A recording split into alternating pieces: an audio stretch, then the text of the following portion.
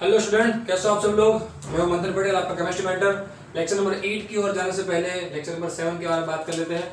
वहां पे हमने अलग अलग प्रकार के जो सॉल्ट थे उसमें से 4 सॉल्ट खत्म कर दिए। अब आखिरी सॉल्ट यहाँ पे पढ़ना है, प्लास्टर ऑफ पेरिस। और यहाँ पे एक टॉपिक अलग से दिया हुआ है, वाटर ऑफ क्रिस्टलाइजेशन, उसके बारे में डिस्कस करनी है। ठीक है, समय टाइम वेस्ट ही करेंगे, फटाफट खत्म कर दे। देखिए, 5th नंबर का जो सॉल्ट है कैल्शियम सल्फेट हेमीहाइड्रेट, नेम है CaSO4 into 1/2 H2O। CaSO4 into 1/2 H2O, calcium sulphate hemihydrate means common name है उसका प्लास्टर ऑफ पेरिस। यानी ये जो कंपाउंड है उस कंपाउंड के अंदर देखिए यहाँ पे 1/2 मॉलिक्यूल है वाटर का। कितना मॉलिक्यूल है वाटर का? 1/2। उसको कहते हैं हेमी। क्या कहते हैं? हेमी।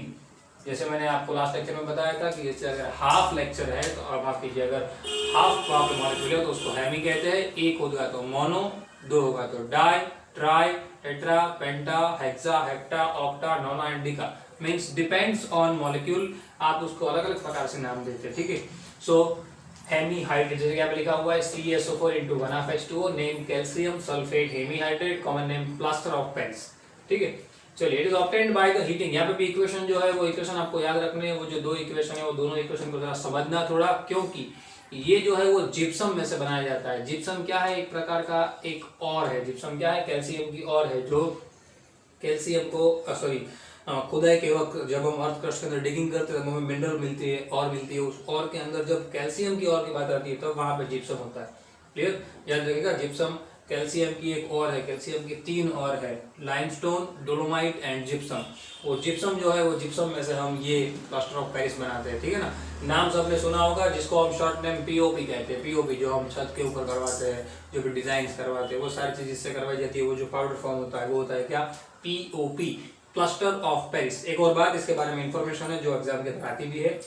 इसको प्लास्टर ऑफ पेरिस क्यों कहते हैं? क्योंकि सबसे पहले पेरिस के अंदर इसको एज ए सीमेंट यूज किया गया था। एज ए सीमेंट, जिसको आप व्हाइट सीमेंट कहते हो। क्लियर ना? As a cement plaster of Paris क्यों कहा जाता है? एज ए सीमेंट इसको पेरिस के अंदर सबसे पहले यूज किया गया था, इसलिए इस चीज को क्या कहा जाता है? Plaster of Paris, for the plastering purpose. याद रखिएगा, जिसको जैसे कि ये जो बिरला पुट्टी होती है ना, जो जिस तरीके से आप ऊपर लगाते हो, प्राइमर लगाते हो, दीवार जब बन जाती है, सीमेंट का पूरा लेयर हो जाता है, पूरा बन गया, उसके बाद व्हाइट कलर का एक लेयर लगाते हैं, आप उसको लापी कहते हो गुजराती के अंदर। क्लियर ना? तो वो जो चीजें हैं वो यहाँ पे याद रखिएगा, प्लास्टर ऑफ पेरिस, POP, थोड़ी अलग चीज है। चलिए, it is obtained by the heating of the gypsum at 373 Kelvin. 373 Kelvin आप लोग ट्रांसफर करना सीख गए हो अच्छी तरीके से। ये टेम्परेचर के ऊपर राउंड कर रहा हूँ क्योंकि ये बहुत काम का टेम्परेचर है, आपको याद रखना है। देखिए 273 याद कीजिए, 273 केल्विन टेम्परेचर याद कीजिए। वहां पे 273 kelvin temperature is equal to how much Celsius था? It is 0 degree Celsius. कितना था?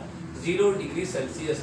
And if 373 kelvin then 100 degree Celsius means the boiling point of water. 100 degree Celsius पे हमें जिप्सम को गर्म करना है। क्या करना है? हीट करना है, गर्म करना है। यानी कि CaSO4 into 2H2O, CaSO4 into 2H2O, ये जिप्सम का फॉर्मूला है। CaSO4 into 2H2O, यानी कि वहां पे पानी के 2 मॉलिक्यूल रहेंगे। और वैसी जिप्सम को अगर मैं हीट करता हूं तो हीट करने के कारण इसके अंदर ये जो पानी के 2 मॉलिक्यूल है उसमें से ये जो आधा मॉलिक्यूल है वो क्या हो जाता है? अलग हो जाता है। क्या हो जाता है? अलग। यहाँ से ये जो है वो आधा मॉलिक्यूल क्या हो जाता है? निकल जाता है। माफ कीजिए, 1.5 मॉलिक्यूल होता है वो क्या होता है? निकल जाता है। पानी का जो 2 मॉलिक्यूल था उसमें से 1.5 मॉलिक्यूल यानी कि 1 इंटीजर 1/2 वाटर के मॉलिक्यूल निकल जाएंगे, मतलब कि 3/2 मॉलिक्यूल निकल गए। यानी कि कितना रह गया? सिर्फ और सिर्फ आधा मॉलिक्यूल रह गया पानी का। तो वो जो कंपाउंड होता है आधा मॉलिक्यूल वाला कंपाउंड, वो कंपाउंड कहा जाता है क्या? Calcium sulphate hemihydrate. Calcium sulphate hemihydrate यानी कि POP, common name plaster of Paris. तो ये इसकी प्रिपरेशन का एग्जांपल है कि इसको बनाया कैसे जाता है। ये किस में से बनता है? जिप्सम में से। जिप्सम कहाँ से मिलती है? अर्थ क्रस्ट में से, जो कि क्या है? कैल्शियम की एक मिनरल। क्लियर? तो जिप्सम को अगर हम हीट करते हैं कितने डिग्री सेंटीग्रेड टेम्परेचर पे, यहाँ पे मैं टेम्परेचर भी मेंशन कर देता हूँ आपको पता चले properly. Heat at 373 Kelvin, 373 kelvin temperature पे अगर मैं इसको हीट करता हूँ तो मुझे वो क्या दे देता है? कैल्शियम सल्फेट हेमीहाइड्रेट यानी कि plaster of Paris, POP। Now इस चीज को खास याद रखिएगा, मैंने जो रेड लाइन से लिखा है वो बहुत काम की चीज है, वो आती है एक वन वर्ड के अंदर, क्या? When the gypsum is heated above 400 kelvin, अगर जिप्सम को 400 केल्विन टेम्परेचर से ज्यादा टेम्परेचर पे अगर हमने गर्म कर दिया, क्या हुआ? अगर जिप्सम को मैंने यहाँ पे इसका डीमेरिट है, देखिए कि आपने जिसको इसको गर्म किया, इसको हीट दिया तो 373 केल्विन टेम्परेचर तक देना है, लेकिन अगर आपने 400 से ज्यादा दे दिया तो क्या होगा? इट मेक डेड ब्रंट यानी कि एक प्रकार का ऐसा कंपाउंड जो क्या होता है, सिर्फ और सिर्फ पत्थर वाले फॉर्म में रहता है, क्लियर ना? एज अ रॉक पड़ा रहेगा, फिर वो कुछ काम में नहीं आएगा। रेडी? अगर हमने उसको ज्यादा हीट दे दी तो पूरा क्या हो जाएगा? एनहाइड्रस हो जाएगा, पानी का सारा मॉलिक्यूल निकाल देगा। देखिए यहाँ पे डेढ़ निकालना था, ज्यादा दे दिया तो सब निकल गया, मतलब वो क्या हो गया? Dead Brunt. अब वो कुछ काम में आ सकता नहीं है, इसलिए मैंने यहाँ पे मेंशन भी किया हुआ है, क्या लिखा? Anhydrous CaSO4। एनहाइड्रस CaSO4 मतलब कि बिना पानी वाला calcium sulphate is obtained which does not have the property of the hardening। क्या? एक ऐसा कंपाउंड मिलता है जो क्या होता है, जिसके अंदर हार्डनिंग यानी कि हार्ड बनने की प्रॉपर्टी रहती नहीं है। क्या होता है? Does not have property of hardening, क्योंकि वो तो पत्थर बन चुका है, वो पहले से हार्ड बन चुका है, अब वो ज्यादा हार्ड बन पाएगा नहीं। तो इस बात को खास ध्यान रखिएगा, इस टॉपिक को अच्छी तरीके से याद रखिएगा। Now if plaster of Paris is the white powder and on a mixing with water it changes to the gypsum giving a hard solid mass। देखिए प्लास्टर ऑफ पेरिस है, अगर उस प्लास्टर ऑफ पेरिस के अंदर proper amount के अंदर, plaster of Paris का मेरे पास एक पाउडर मिल गया, वो पाउडर फॉर्म के अंदर अगर मैं प्रॉपर अमाउंट के अंदर वाटर का मॉलिक्यूल डालता हूँ तो मुझे वो क्या बना के देता है? वापिस जिप्सम बना के देता है। क्या देता है? वापिस जिप्सम बना के देता है। देखिए यहाँ पे उसका एग्जांपल भी मैंने लिखा हुआ है, इसका एग्जैक्ट ऑपोजिट रिएक्शन है और कुछ नहीं है। CaSO4 * 1H2O के अंदर मैंने वाटर के रियल मॉलिक्यूल डाल दिया तो मुझे जिप्सम मिल गया है। CaSO4 * 1H2O, अगर मैंने उसको उसके अंदर अगर मैंने 1.5 मॉलिक्यूल ऑफ वाटर डाल दिया तो मुझे क्या मिल जाएगा? कैल्शियम सल्फेट डाइहाइड्रेट, यानी कि वहां पे मुझे जिप्सम मिल जाएगा, जो कि हम यूज कर सकते हैं। क्लियर? डिफरेंट प्रकार के जो भी स्टेचूज वगैरह बनाने हो तो उसके लिए भी यूज कर सकते हैं, डिजाइन करनी है तो उसके लिए भी यूज कर सकते हैं। क्लियर? प्लास्टर ऑफ पेरिस के बहुत सारे यूजेस है, वो यूजेस एक बार देख लेते हैं। It is used by the doctors for joining the fracture bones at the right position.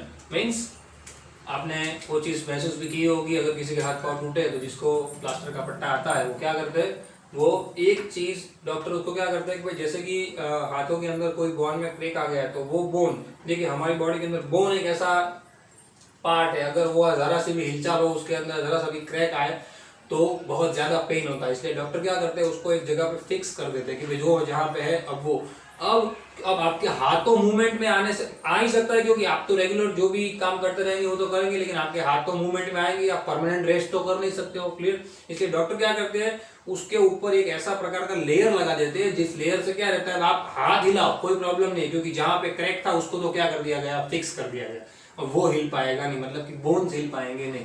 तो क्या काम आता है? It is used by the doctors for joining the fracture bones at the right position. देखिए लिखा हुआ है, मैंने यहाँ पे मेंशन भी किया है, for making plaster to support the fracture bones.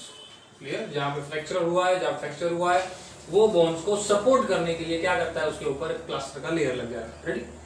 Now, it is also used for the making decorative pieces for making design on the ceiling।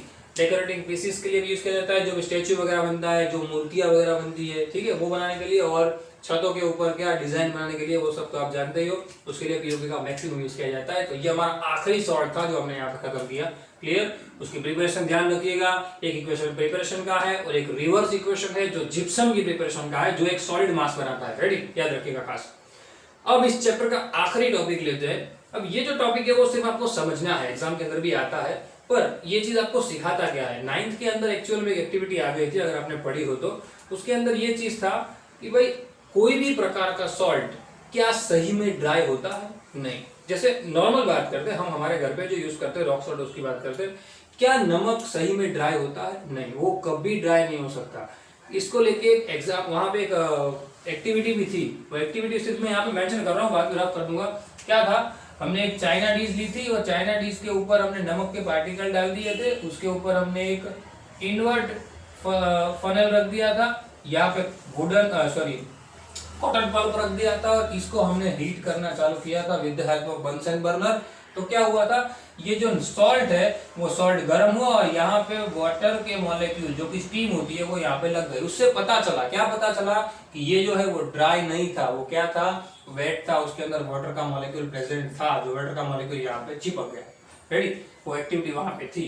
और जैसे ही हमने इस फनल को यहाँ से निकाला, ये वापस क्या हो गया, ड्राई हो गया। यानी कि उसने एटमॉस्फेयर में से क्या कर लिया, सॉल्ट ने खुद ने एटमॉस्फेयर में से क्या कर लिया, मॉइस्चर यानी कि वाटर के मॉलिक्यूल को ग्रास्प कर लिया, वाटर के मॉलिक्यूल को एक्सेप्ट कर लिया। क्लियर? तो ये चीजों को खास ध्यान रखना, कभी भी कोई भी सॉल्ट जो होता है वो जनरली ड्राई नहीं हो सकता है। रेडी, वो ड्राई नहीं हो सकता है। क्यों? क्योंकि मॉइस्चर में से वो क्या करता है, वाटर के मॉलिक्यूल उसको ग्रास्प करके वापस क्या हो जाता है, वेट हो जाता है। ठीक है, चलिए पढ़ते हैं वाटर ऑफ क्रिस्टलाइजेशन है क्या। पहले तो crystals of some compound seems to be dry but actually contains some water molecule attached to them। देखिए क्या, क्रिस्टल जैसे मैंने कहा कि दिखते ऐसे कि वो ड्राई है पर होते नहीं है। Crystal of some compound seems to be dry, देखिए दिखते हैं ड्राई बट होते ड्राई जैसे लगते हैं आपको, but actually contain some water molecule attach to them, पर उसके साथ कुछ न कुछ वाटर के मॉलिक्यूल अटैच होते हैं। This water is called water of crystallization. This water is called water of crystallization. याद रखिएगा खास, this water is called water of crystallization. Ready? And such salt is called hydrated salt. याद रखिएगा, hydrated salt भी कहते हैं उसको, उस प्रकार के सॉल्ट को हम क्या कहते हैं, हाइड्रेटेड सॉल्ट। याद रखिएगा खास, भूलना नहीं। देखिए एक कंपाउंड आया था Na2SO4, माफ कीजिए Na2CO3 मैंने उसको नाम क्या बताया था, सोडियम कार्बोनेट डिकाहाइड्रेट। डिकाहाइड्रेट कहा था, वो हाइड्रेट सॉल्ट है, वाटर के मॉलिक्यूल। देखा आपने कभी रिन, टाइड, एरियल पाउडर जो भी होते हैं यूज करते हैं, उसके अंदर पानी हो नहीं, वो पाउडर होता है लेकिन उसके अंदर वाटर के मॉलिक्यूल प्रेजेंट होते ही है, हमें दिखते नहीं। क्लियर? याद रखिएगा इस बात को खास।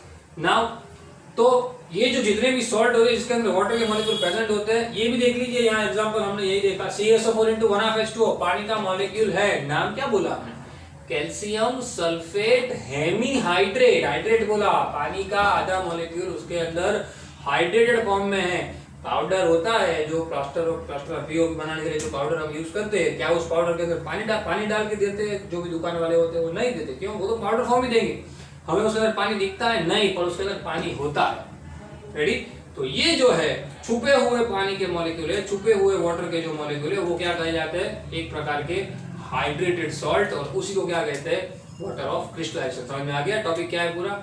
उसके कुछ एग्जांपल मैंने यहाँ पे लिखे हैं, जैसे कि blue vitriol, formula CaSO4 5H2O।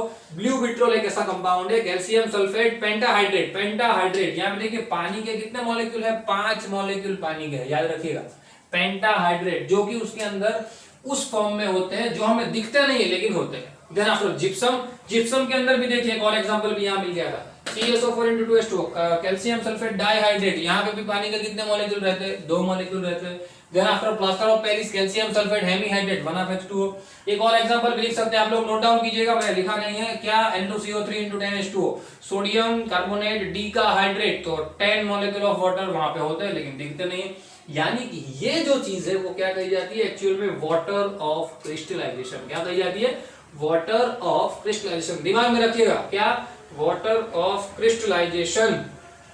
Clear? Example मैंने लिखे हुए। Now this water molecule removed by the heating the crystals of the hydrate salt. देखिए ये खास पढ़िए थोड़ा क्या है, तो दिस वाटर मॉलिक्यूल, इस पानी के मॉलिक्यूल को हम हीट कर सकते, रिमूव कर सकते हैं, किससे, bye the heating the crystal of the hydrated salt. Hydrated salt को अगर हमने, जैसे मैंने अभी एक्टिविटी बताई थी, अगर हमने उसको गर्म किया तो वो वाटर के मॉलिक्यूल निकल जाएंगे, पर उसको हमने मॉइस्चर के अंदर खुला छोड़ दिया तो वापस क्या कर देंगे, वो वाटर के मॉलिक्यूल ग्रास्प कर लेंगे, वापस वाटर के मॉलिक्यूल खुद के अंदर एक्सेप्ट कर लेंगे। क्लियर? तो यहाँ पे हमारा ये आखिरी टॉपिक भी खत्म होता है, वाटर ऑफ क्रिस्टलाइजेशन। क्लियर? अब देखिए एक बात अच्छी तरीके से दिमाग में रखिए, यहाँ पे हमने सेकंड लेसन भी खत्म कर दिया, फर्स्ट और सेकंड दोनों केमिस्ट्री के लेसन हमने खत्म कर दिए। अब ये जो सेकंड लेसन है उसकी प्रॉपर प्रिपरेशन आपको करनी है, उसके लिए भी मैं आपको 2 दिन का टाइम दूंगा, जैसे मैंने आपको फर्स्ट चैप्टर के लिए दिया था। और इसकी भी एक पूरी पीडीएफ में आपको विद सॉल्यूशन भेजूंगा। वो सॉल्यूशन के साथ आपको प्रॉपर प्रिपरेशन करनी है और प्रिपरेशन के साथ उसको लिखना है, लर्न करना है। क्यों? क्योंकि वो इतना काम में आएगा आपको एग्जाम के अंदर लिखा हुआ कि आप लोग सोच भी नहीं सकते। आपको लगेगा कि हमने इतना सारा पढ़ लिया है और हमें इतना ज्यादा आने लगा है। क्यों? क्योंकि आप उस हिसाब से प्रिपरेशन करने लगे हो। जो नहीं कर रहे प्रिपरेशन वो भी करना चालू कर देना। क्लियर? जितने भी वीडियो आपको मिल रहे हैं उसको प्रॉपर यूज करो, क्योंकि अगर हम आपके लिए इतना हार्ड वर्क कर रहे हैं तो आपको सिर्फ रिवार्ड देना है, आपको प्रॉपर प्रिपरेशन करनी है। ठीक है, यहाँ पे लेक्चर नंबर 2 माफ कीजिए लेक्चर नंबर 8 खत्म होता है। चैप्टर नंबर 2 भी हम यहाँ पे खत्म करते हैं। क्लियर? तब तक मिलेंगे अगले लेक्चर के अंदर अगले चैप्टर के साथ। तब तक थैंक्स अ लॉट।